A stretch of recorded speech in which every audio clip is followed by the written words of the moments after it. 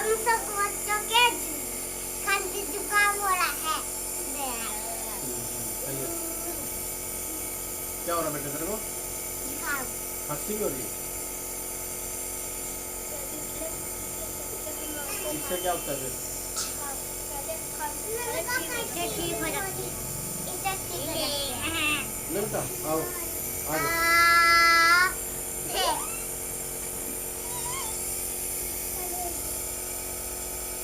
खांसी जुकाम होता है इससे। ठीक होता है इससे। ठीक होता है इससे पागल।